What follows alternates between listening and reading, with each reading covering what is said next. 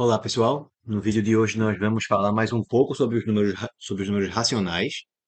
Até agora a gente viu que os números racionais são aqueles que podem ser representados na forma de uma fração, né? Isso então tipo, por exemplo, 1/2 é um número racional, 4/5 também é um número racional, certo?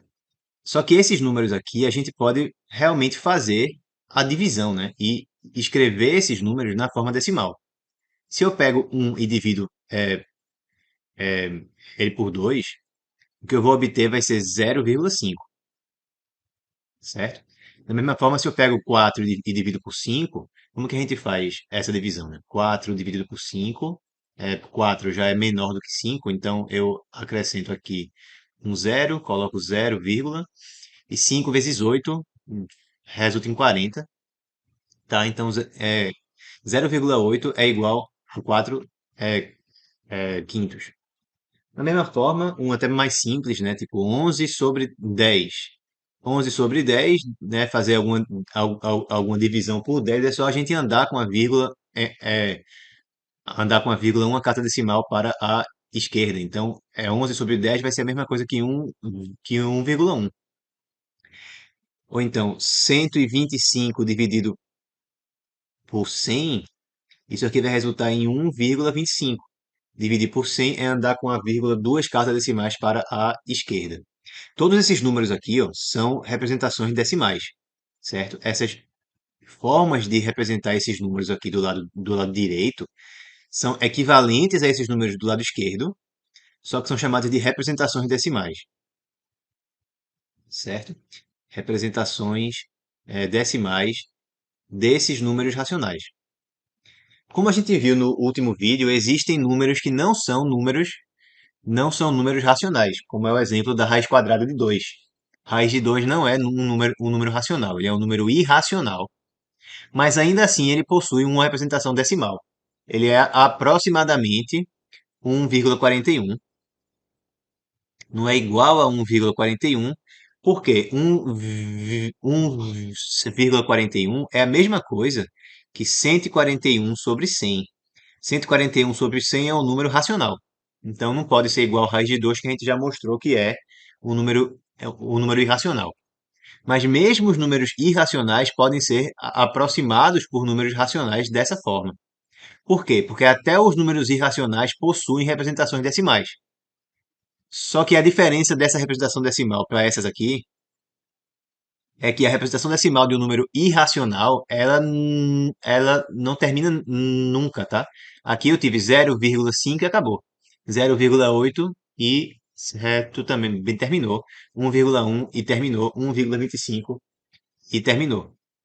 Aqui não, aqui eu ia continuar eternamente e nunca ia chegar até o final. Você pode ir em alguma calculadora, por exemplo, e pedir para ela calcular para você qual é a raiz quadrada de 2.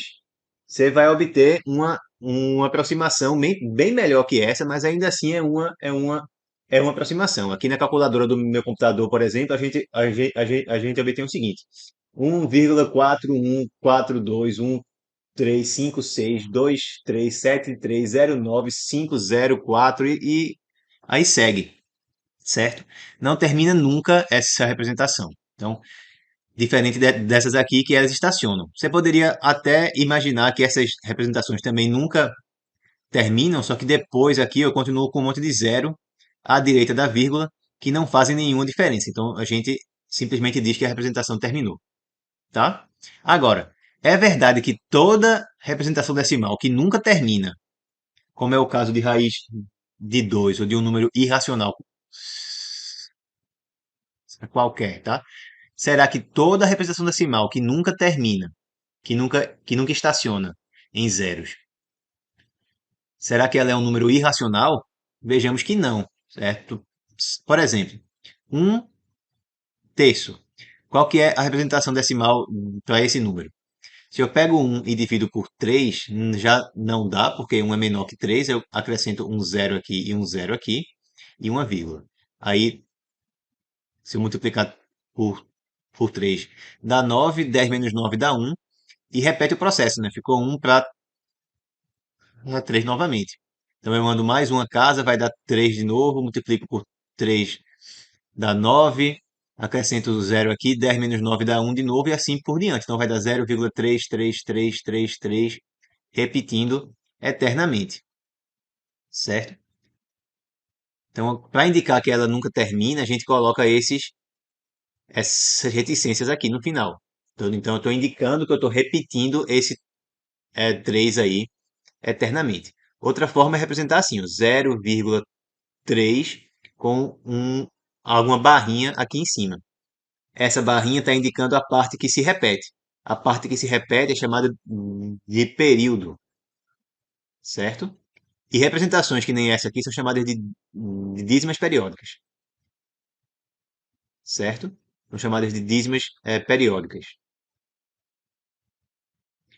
ok?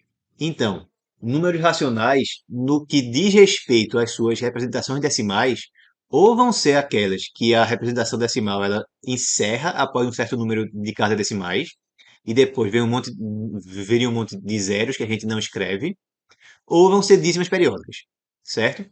E o que é que resta para os números irracionais, então? São representações que nunca vão terminar, então que também tem infinitas casas decimais que, que nunca estacionam em zeros, mas que não são periódicas. Então eu não vou ter nenhum padrão que se repete, assim como foi quando eu saí ditando aqui os dígitos que apareciam na representação decimal do raiz de 2, que era uma coisa bem realmente aperiódica, tá? Nada se repetia aqui. Então, números racionais são dessa forma, que a representação decimal ela se encerra após um certo número de casas decimais, ou são dízimas, certo, periódicas. E os irracionais seriam as representações decimais aperiódicas, que não tem período nenhum, tá bom? Então, a gente já sabe como que a gente passa de um número racional para a sua representação decimal.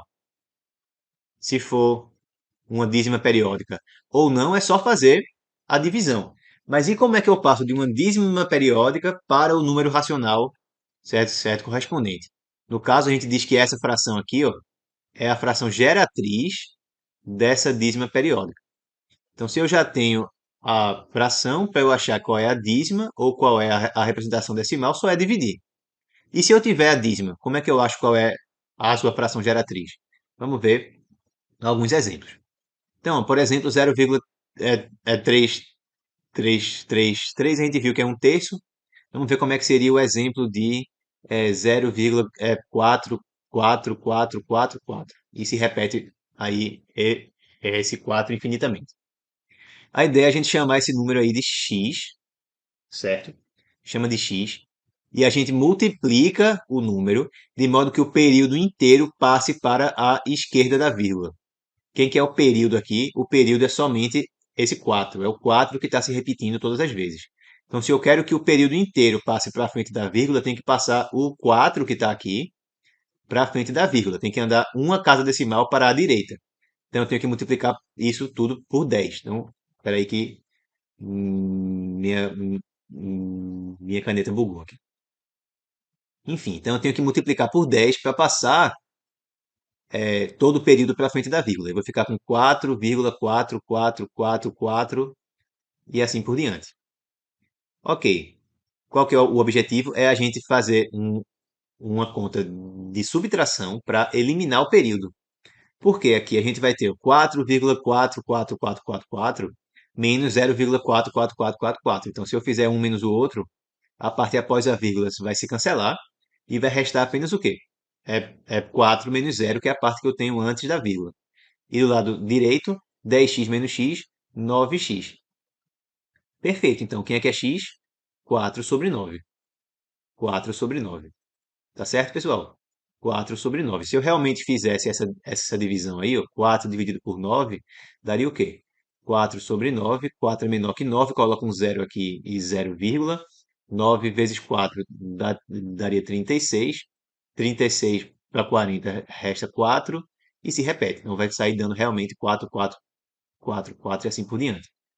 Tá bom? Então realmente eu achei a minha fração geratriz para essa dízima periódica, tá? A fração geratriz para 0,44 4 e assim por diante é igual a 4 dividido por 9. 4 é sobrenome. Vamos ver outro exemplo? Vamos ver outro exemplo. Seguindo essa ideia de passar o período todo para a esquerda da vírgula, tá? Então imagina que eu tivesse aqui a dízima periódica 0,5555. O que é que eu faço? Eu chamo isso aqui de x e multiplico por algo que passe todo o período para a esquerda da vírgula. Aqui o período é só o 5. Então eu tenho que passar a vírgula uma casa para a direita. Multiplico então por 10. Então vai ficar 10x igual a 5,5555 e subtraio. E subtraio. Fazendo essa subtração aqui vai dar o quê? 10x menos x dá 9x. 5,55555 menos 0,55555 cancela a parte à direita da vírgula e resta apenas 5 menos 0, que é 5, certo? Então, o resultado, o x aqui nesse segundo exemplo vai ser quem? 5 sobre 9, beleza? 5 sobre 9. Só para a gente confirmar, se eu divido 5 por 9, 5 é menor que 9, então eu acrescento um zero aqui, 0, aqui. 9 vezes 5 vai dar 45. 50 menos 45 dá 5 de novo. E aí realmente o processo vai ficar se repetindo.